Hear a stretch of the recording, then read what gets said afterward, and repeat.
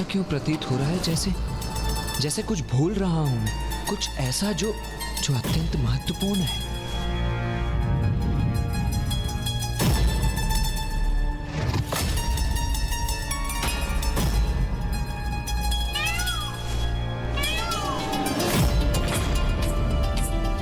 महाराज, देव सेनापति कार्तिकेय का आगमन हो रहा है और वो अपने साथ एक भयंकर बवंडर भी लेकर आ रहे हैं, और इस बवंडर में आपका शोणितपुर अवश्य नष्ट हो जाएगा महाराज, अवश्य नष्ट हो जाएगा।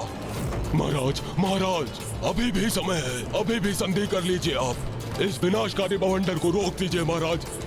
यदि आपने कुमार कार्तिकेय को नहीं रोका तो सर्वनाश सर्वनाश हो जाएगा महाराज, सर्वनाश हो जाएगा। तुम सर्वथा उचित कह रहे हो टसर। प्रतीत होता है महाराज सुलह के लिए मान गए हैं।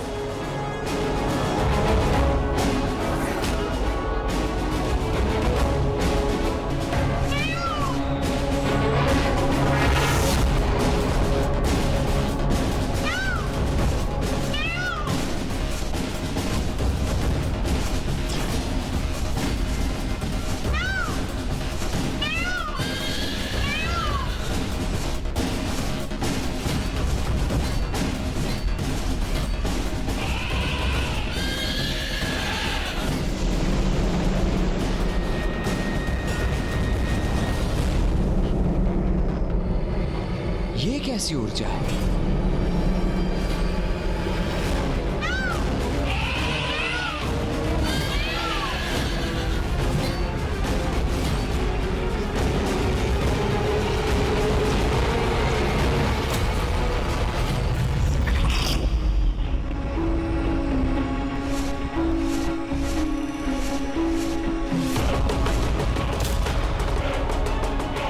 तारकासुर?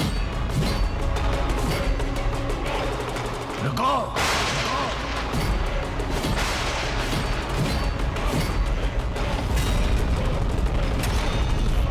लौट जाओ यहां से। क्यों व्यर्थ युद्ध करना चाहते हो तुम? उससे किसी का क्या लाभ? तो क्या ये तारकासुर अब संधि करना चाहता है? अकारण नरसंहार होगा इस युद्ध में, अनावश्यक। हमें वार्ता करनी चाहिए, शांति स्थापित करनी चाहिए और टाल देना चाहिए इस युद्ध को। तारकासुर, हमने तो दूत भेजकर तुम्हारे पास शांति का प्रस्ताव भेजा था, किंतु तुमने बड़ी क्रूरता से उसका वध कर उसका शीश हमें लौटाकर युद्ध के अतिरिक्त कोई और मार्ग छोड़ा था। तो अब तुम्हारे शांति प्रस्ताव का क्या अर्थ है? उत्तर दो तारकासुर। प्रतीत होता है तुम देव सेना को देखकर भयभीत हो गए।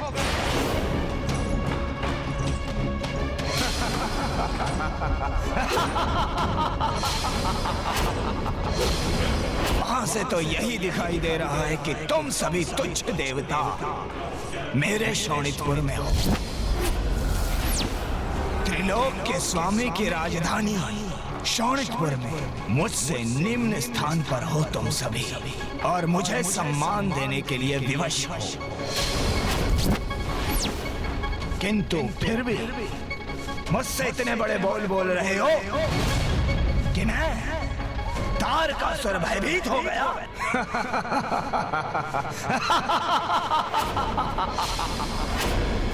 लौट जाओ, बहुत उदार हूं मैं, तुम्हें क्षमा कर दूं। जाओ, स्वर्ग जाओ और मेरी अधीनता में शांतिपूर्वक वहां रहो, क्योंकि तारकासुर क्या करने में समर्थ है ये तो देख ही चुके हो तुम। इसलिए मेरे क्रोध को जागृत मत करो, क्योंकि एक बार मेरा क्रोध यदि मेरे नियंत्रण के बाहर गया, एक बार मैंने अपना ये प्रस्ताव यदि लौटा दिया, तो एक एक करके तुम सभी के शीश तुम्हारे धड़ से विलग करूंगा मैं, समझे?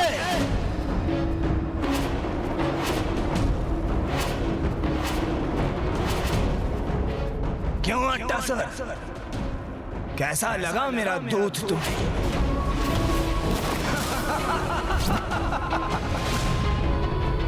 जिसने इन तुच्छ देवताओं को इनकी भावी पराजय का संदेश दिया। ये क्या महाराज, तो देवताओं का अपमान कर रहे हैं। तारकासुर की शक्ति का परिचय तारकासुर स्वयं देता है। कहो, आनंद आया ना? मुझे तो आया, बहुत आनंद आया। इन भैरू देवताओं का अपमान करके, उन्हें नीचा दिखा के, ये बता के कि वो मेरे समक्ष तुच्छ और नगण्य है। गीदड़ों का समूह कितना भी विशाल क्यों ना हो, सिंह से कभी युद्ध नहीं कर सकता। इसलिए युद्ध हुआ तो तुम में से किसी को भी शेष रहने का अवसर नहीं दूंगा। जाओ, अब जाओ यहां से।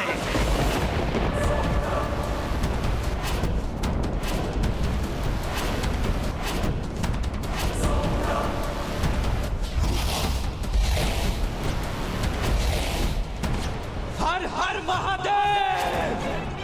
हर हर महादेव! हर हर महादेव! हर हर महादेव! हर हर महादेव! हर हर महादेव!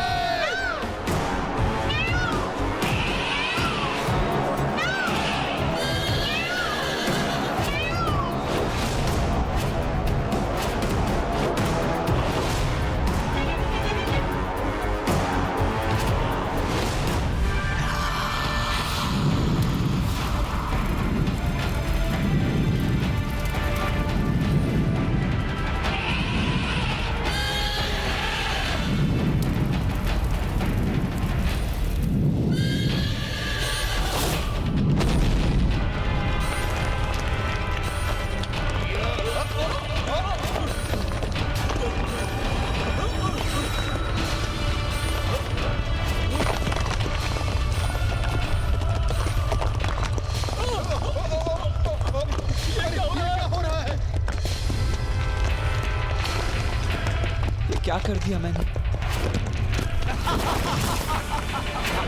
कुमार कार्तिकेय ये समझ चुके थे कि देव सेनापति होने के नाते उनसे एक बहुत भारी भूल हो चुकी थी। भूल? कैसी भूल ब्राह्मण देवता?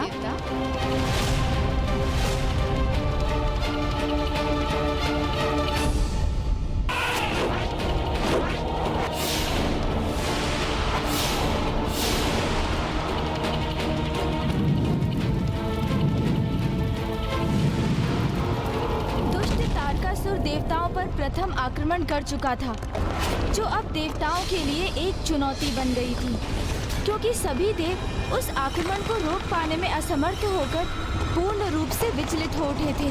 वहीं अब कुमार कार्तिकेय को ये आभास हो गया कि उनसे एक बहुत बड़ी भूल हो गई है।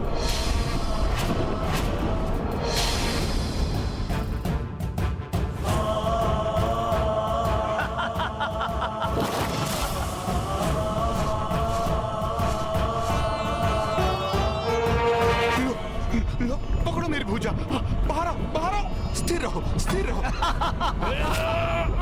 तुम्हें खींच लेंगे हम। हाँ, बाहर आओ, बाहर आओ।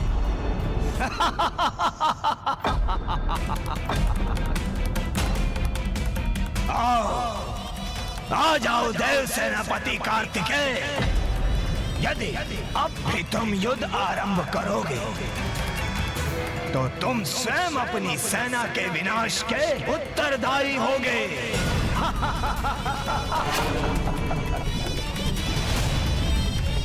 नहीं, ये क्या कर दिया मैंने? मुझसे इतनी बड़ी भूल कैसे हो गई?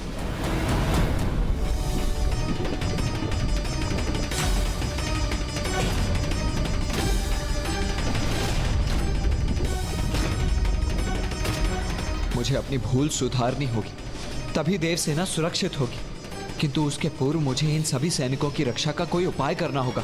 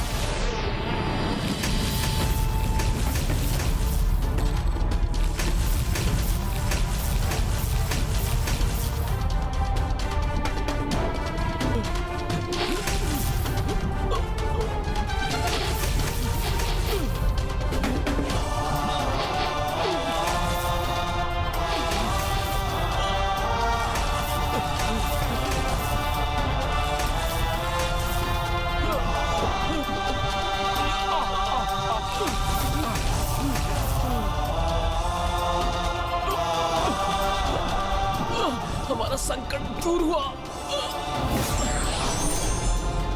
हर हर महादेव, हर हर महादेव।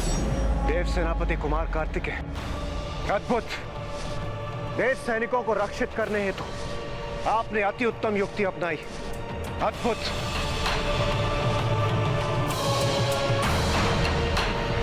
नहीं देवराज, देवताओं की रक्षा तो मेरा कर्तव्य है, और जहां मैंने अपना यह कर्तव्य निभाया है, वहीं मुझसे एक बहुत बड़ी भूल भी हो गई है। भूल? कैसी भूल देव सेनापति कुमार कार्तिकेय? इतना बड़ा युद्ध आरंभ करने के पूर्व मुझे महागणपति जी की पूजा कर उनका आशीष अवश्य प्राप्त कर लेना चाहिए था।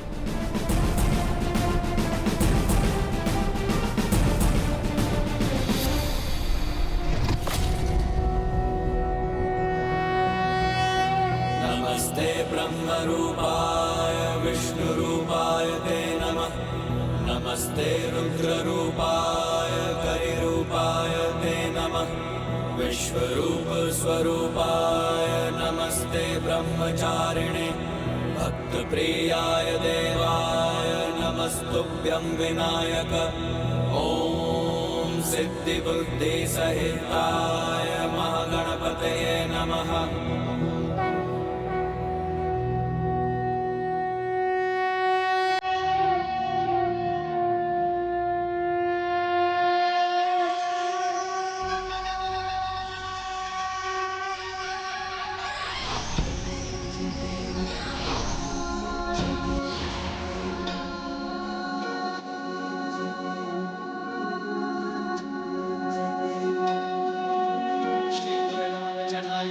पुत्र कार्तिकेय,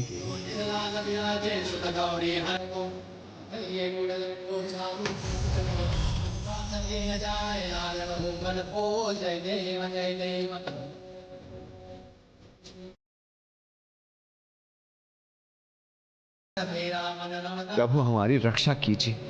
माता पार्वती और पिताश्री का आशीर्वाद तो मुझे प्राप्त है, किंतु मुझे ये भी ज्ञात है कि ये युद्ध इतना सहज और सरल नहीं है। इसीलिए मैं आपसे निवेदन करता हूं प्रभु कि मेरा मार्गदर्शन कीजिए, जिससे मैं देवताओं को विजय दिलवा सकूं और तारकासुर का अंत कर सकूं। तुम उचित कहते हो पुत्र कार्तिकेय। ये सरल युद्ध तो कदापि नहीं है, क्योंकि तारकासुर एक मायावी असुर है और इस युद्ध में विजय प्राप्त करने हेतु ही उसने शोणितपुर का निर्माण किया है। मायावी नगरी है शोणितपुर।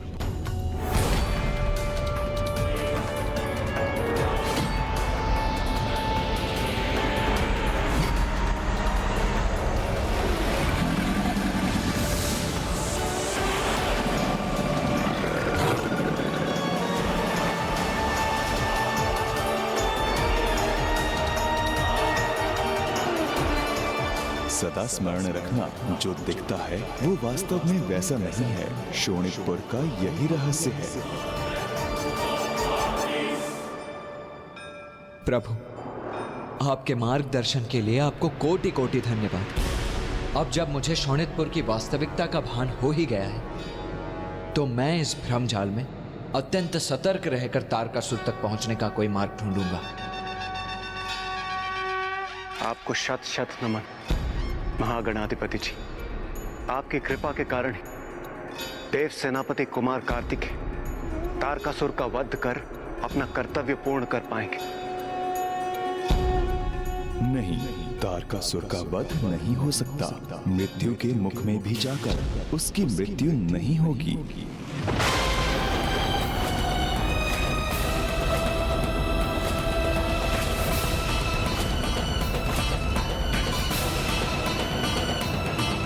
किंतु प्रभु, तारकासुर को प्राप्त वरदान के अनुसार उसका वध एकमात्र महादेव पुत्र कुमार कार्तिकेय द्वारा ही संभव है। और जब स्वयं वो उसका वध करने के लिए तत्पर है, तो फिर वो कैसे सुरक्षित रह सकता है? आपने सर्वथा सत्य कहा देवराज। तारकासुर का वध कुमार कार्तिकेय के द्वारा ही संभव है। किंतु ये भी सत्य है कि उसको मृत्यु प्रदान करना सहज कदापि नहीं होगा। प्रभु, तारकासुर के आतंक से सृष्टि को मुक्ति दिलाने के लिए कृपया आप मेरा मार्गदर्शन करें। पुत्र, असुर अपने प्राण अपने निकट न रख उन्हें अनेक अन्य स्थानों पर छुपाकर सुरक्षित रखने के अभ्यस्त हैं। यही तारकासुर ने भी किया है। उसने अपने प्राण एक खड्ग में छिपा कर रखे हैं।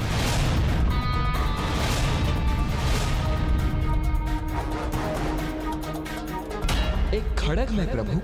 तारकासुर की माया नगरी में उसके भवन के भीतर एक माया जाल से सुरक्षित एक स्वचालित खड्ग है।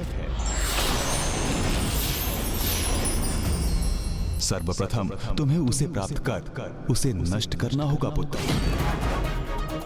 शोणितपुर के अंधकारमय आकाश में एक भवन है।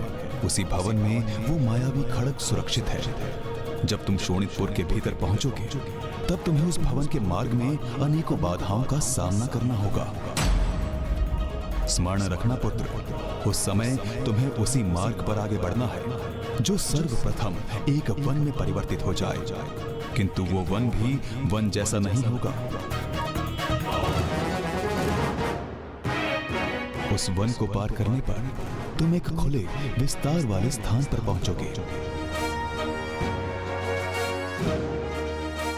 क्योंकि मायावी शोणितपुर में सब माया है, इसलिए ये आवश्यक नहीं कि वहां जो भी तुम्हें दिखाई देगा वो सत्य ही होगा। और हाँ पुत्र, तारकासुर को इसका भान नहीं होना चाहिए कि तुम्हें उसके खड्ग का रहस्य ज्ञात हो गया है। अन्यथा तारकासुर उस भवन तक पहुंचने की तुम्हारी यात्रा को असंभव बनाने का हर संभव प्रयास करेगा। इसलिए उचित तो यही होगा कि उस खड्ग को प्राप्त कर उसे नष्ट करने का तुम्हारा मुख्य उद्देश्य तारकासुर से छिपा ही रहे। और तो उचित है। सर्वप्रथम हम उस खड्ग को ही ढूंढेंगे। हमें मात्र एक खड्ग को ढूंढना है। उसे नष्ट करने पर नाश होगा हमारे सबसे बड़े शत्रु का। धन्यवाद प्रभु, अब ऐसा ही करेंगे हम। आपकी कृपा से अब तारकासुर का अंत दूर नहीं।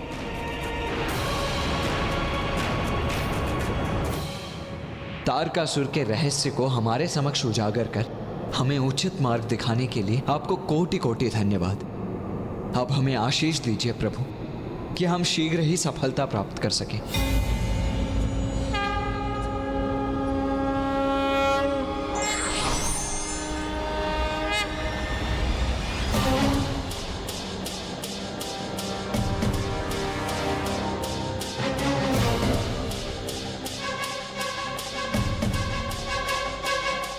प्रभु, आपके मन में उठ रहे विचार का आभास है मुझे। प्रिय पुत्र कार्तिकेय और देवता उस खड्ग को ढूंढने में इतने तत्पर हो गए हैं कि उन्होंने महागणपति जी के कथन को संपूर्णता से नहीं सुना।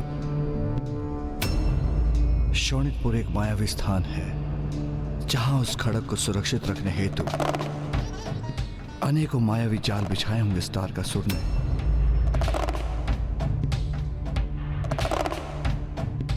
इसलिए देवताओं का उस खड्ग तक पहुंचना इतना सरल नहीं होगा। किंतु यदि देवता धैर्यपूर्वक महागणपति जी के पूर्ण कथन को सुनते तो शोणितपुर की माया को निष्फल करने के सहायक है।